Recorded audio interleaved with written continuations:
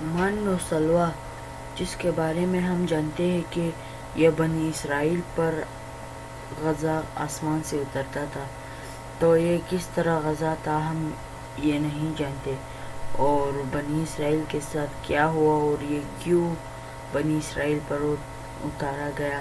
تو یہ سب جاننے کے لیے اس ویڈیو کو شروع سے لے کر آخر تک دیکھیں، اور ویڈیو پسند آنے کی صورت میں اس کو لائک کرنا اور چینل کو سبسکرائب کرتے وقت بیل آئیکن کو بھی دبائیں تاکہ آگے آنے والی نوٹیفیکیشن آپ تک پہنچ سکے. آسمان سے اتارا گیا ایک لذیذ اور معجزاتی غذا. یہ کھانا بنی اسرائیل پر کب اور کیوں نازل کیا گیا تھا؟ کیا یہ غذا جنت سے آیا تھا یا زمین پر پیدا ہوا تھا؟ بنی اسرائیل نے ایسی کیا نافرمانی کی تھی کہ اس کا اثر آج تک ہر طرح کے کھانے میں موجود ہے؟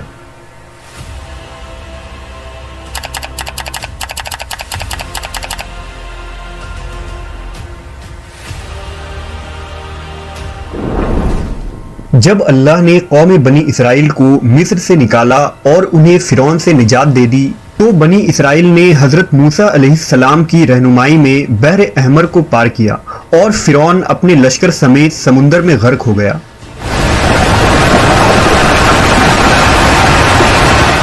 جب حضرت موسیٰ کو کچھ اطمینان نصیب ہو گیا تو اللہ کا حکم ہوا کہ آپ بنی اسرائیل کے اس لشکر کو لے کر ارض مقدس یعنی شام میں داخل ہو جائیں، جس مقدس سرزمین کا وعدہ بنی اسرائیل سے لیا گیا تھا اور جو انہیں عطا کی جانے والی تھی. لیکن اس وقت ارض مقدس پر قوم عمالقہ کا قبضہ تھا، جو بدترین کفار تھے اور بہت طاقتور جنگجو اور نہایت ہی ظالم لوگ تھے. حضرت موسیٰ علیہ السلام بنی اسرائیل کو ہمراہ لے کر عمالقہ سے جنگ کے لیے روانہ ہوئے، جن کی تعداد 6 لاکھ تھی. لیکن جب یہ لوگ ارض مقدس کے قریب پہنچے تو ان کے دل میں خوف طاری ہو گئی اور بزدلی پیدا ہوئی. انہوں نے حضرت موسیٰ سے کہا، اس شہر میں جبارین ہیں جو بہت زور آور اور زبردست ہیں، لہٰذا جب تک یہ لوگ اس شہر میں رہیں گے ہم ہرگز وہاں داخل نہ ہوں گے. یہاں تک کہ بنی اسرائیل نے حضرت موسیٰ سے یہ کہہ دیا کہ اے موسیٰ، آپ اور آپ کا خدا جا کر اس زبردست قوم سے جنگ کریں، ہم تو یہیں بیٹھے رہیں گے. ان کے اس رویے سے حضرت موسیٰ کو بہت صدمہ ہوا، لہٰذا اللہ نے انہیں یہ سزا دی کہ جس وادی میں انہوں نے پڑاؤ ڈالا تھا وہاں 40 سالوں تک وہ بھٹکتے رہے مگر اس میدان سے باہر نہ نکل سکے. اس میدان کا نام میدان تیہ تھا، جو 27 میل کے رقبے پر مشتمل تھا.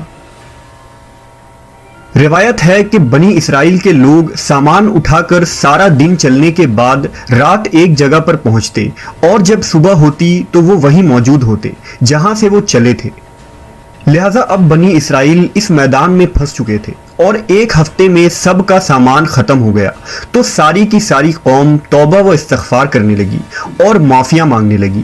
میدان تیہ میں ہونے والے اس سخت امتحان اور مشکلات کو دیکھ کر حضرت موسیٰ علیہ السلام کو اپنی قوم پر رحم آیا. آپ نے اللہ کے بارگاہ میں ان کے لیے دعا کی، لہٰذا اللہ نے بنی اسرائیل کے لیے اس میدان میں بے شمار عطائیں اور نعمتیں نازل فرمائی. جب بنی اسرائیل کو پیاس کی شدت محسوس ہوئی تو حضرت موسیٰ نے اللہ کے حکم سے اپنا عصا ایک چٹان پر مارا تو اس چٹان سے بنی اسرائیل کے 12 قبیلے کے لیے 12 چشمے جاری ہو گئے.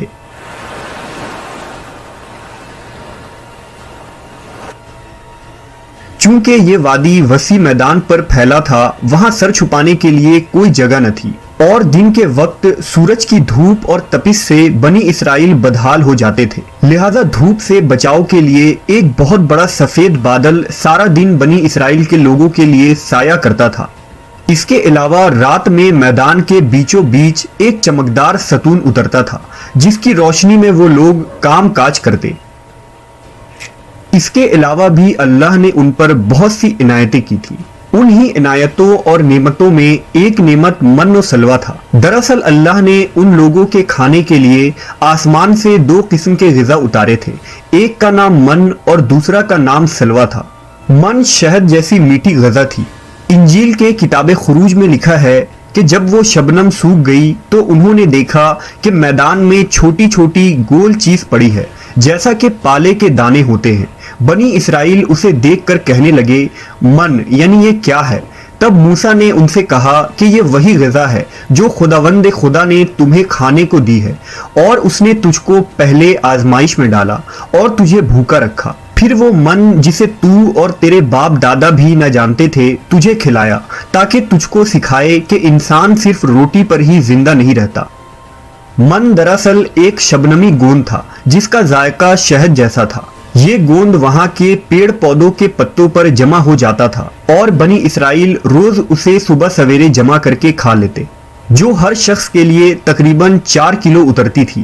جو شخص اس وقت سویا رہتا تھا وہ اس دن کے خوراک سے محروم رہتا تھا۔ اور سلوا ایک قسم کا پرندہ تھا جسے بٹیر کہتے ہیں۔ جب شام کے وقت جنوب کی طرف سے ہوائیں چلتی تو ان پرندوں کے ہجوم بنی اسرائیل کے خیموں کے قریب آ کر بیٹھ جاتے، لہذا وہ لوگ انہیں بآسانی پکڑ لیتے اور بھون کر کھایا کرتے۔ من و سلوا ایسا کھانا تھا جو انتہائی آسانی سے ہضم ہو جاتا تھا، رنگ، خوشبو اور ذائقے میں بے مثال تھا۔